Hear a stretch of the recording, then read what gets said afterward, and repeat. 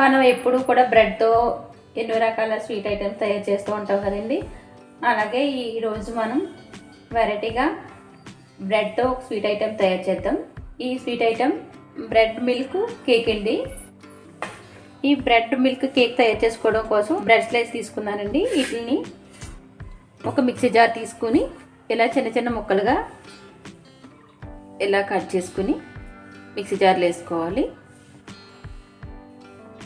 ఈ చివర్లో అడ్జస్ట్ ఏం కట్ చేసుకోవాలని అవసరం లేదండి. ఇలా మొత్తం బ్రెడ్ అంతా కూడా డైరెక్ట్గా తీసేసుకోవచ్చు. ఇప్పుడు మనం ఇట్లా మెత్తగా మిక్సీ పట్టుకుందాం. ఇక చూడండి, మనం ఇలా బ్రెడ్ని మొత్తం ఇలా మెత్తగా ఇలా గ్రైండ్ చేసుకోవాలి. ఇప్పుడు మనం ఈ గ్రైండ్ చేసుకున్న బ్రెడ్ పౌడర్ మొత్తం ప్లేట్లో తీసేసుకుందాం. ఇలా ప్లేట్లో తీసి పక్కన పెట్టేసుకుని స్టవ్ వెలిగించుకొని ఒక పాన్ పెట్టుకుందాం. పాన్ వేడైన తర్వాత మనం కప్పు కంటే సగం షుగర్ తీసుకోవాలండి. దీంట్లో వాటర్ ఏమి యాడ్ చేయకూడదు. ఈ షుగర్ మనం క్యారమెల్ తయారు చేసుకోవాలి. అందుకని ఎటువంటి వాటర్ యాడ్ చేయకుండా దీన్ని మనం ఇలా కరిగించుకోవాలి. ఇలా షుగర్ మొత్తం క్యారమెల్లా ఇలా కరిగి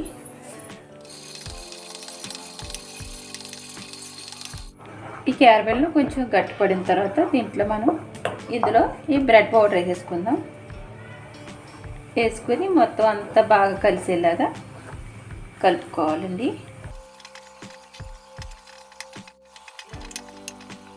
ఈ క్యారమెల్ బ్రెడ్ పౌడర్ బాగా మిక్స్ అయిన తర్వాత ఇప్పుడు మనం దీంట్లో పాలు వేసుకుందామండి. నేను ఇక్కడ హాఫ్ కప్ పాలు తీసుకున్నాను. ఈ పాలు పోసుకొని మొత్తం అంతా బాగా కలుపుకొని ఉడికించుకోవాలి. ఇలా పాలు పోసుకున్న తర్వాత అంతా బాగా కలుపుకోవాలి. ఇలా బ్రెడ్ పాలు బాగా మిక్స్ అయిన తర్వాత దీంట్లో మనం మిల్క్ పౌడర్ అండి, ఇది హాఫ్ కప్పు మిల్క్ పౌడర్ వేసుకుంటున్నాను. ఇది కూడా వేసుకుని బాగా కలుపుకోవాలి. దీంట్లో కొంచెం యాలకుల పొడి వేసుకుందాం.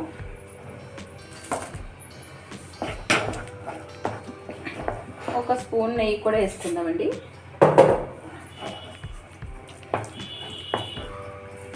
మనకి ఈ మిల్క్ పౌడర్ వేసుకున్నాక మనకి ఈ మిశ్రమం మొత్తం అంతా ఇలా పాన్ నుంచి సపరేట్ అయిపోయేటప్పుడు మనం స్టవ్ ఆఫ్ చేసుకొని,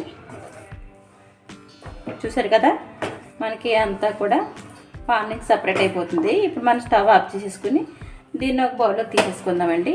నేను కేక్ బౌల్లో తీసుకుందాం. ఇప్పుడు ఇలా ఒక బౌల్ తీసుకుని దానికి ఇలా నెయ్యి అప్లై చేసుకోవాలి.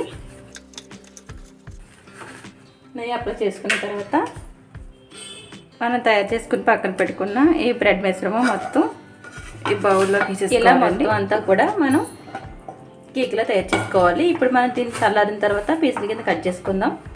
బాగా చల్లారిపోయిన తర్వాత అయితేనే మనకు దీని నుంచి ఓపెన్ అవుతుందండి. లేకపోతే మీకు పీసులు అనేవి కరెక్ట్గా రావు. అందుకే ఇది పూర్తిగా చల్లారిన తర్వాత మనం దీన్ని కనుక ఈ రెసిపీ నచ్చినట్టయితే ఈ వీడియోని లైక్ చేయండి. మరిన్ని రుచికరమైన వంటల కోసం మన ఛానల్ని సబ్స్క్రైబ్ చేసుకోండి.